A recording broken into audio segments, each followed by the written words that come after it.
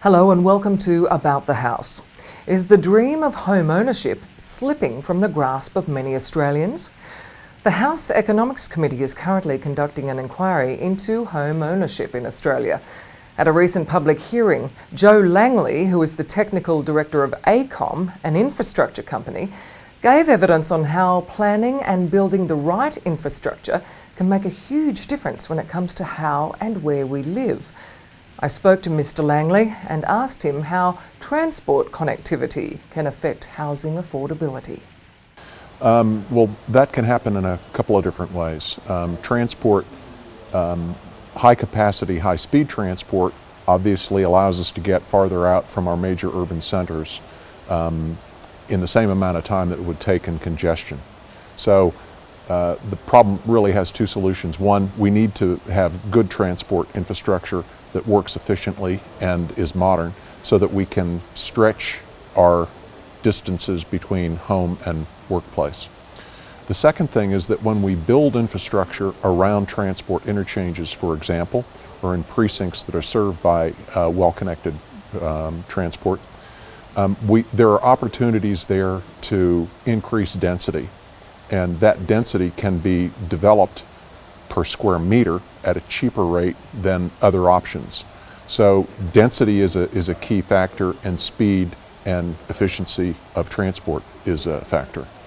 Australia is a wealthy country and we do a lot of things very well. But one of the things that we don't do well is fund things on a long-term basis. For example, we have in many of the states a long-term transport planning document. And that planning document looks ahead for 20 or 30 years. And the planning that goes around that, the land use planning that goes around it, for example, the Metropolitan Plan for Sydney, looks at a 20 to 30 year horizon, and that's great. But there's actually no link to funding the infrastructure that's required. So Sydney is expected to grow by 1.5 million people over the next 20 to 30 years.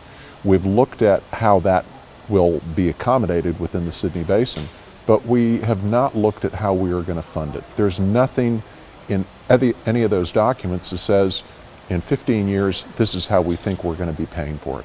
And that's unusual because in other parts of the world the land use planning and the transport planning are intimately linked to a long-term funding plan. A high-speed rail link between Sydney and Melbourne has been talked about for decades, and a number of proposals and reports have resulted over the years. The conversation continues with no firm decision yet to be made. The preliminary estimates that were produced by the high-speed rail study, which I was involved with at AECOM, were $110 billion for that project.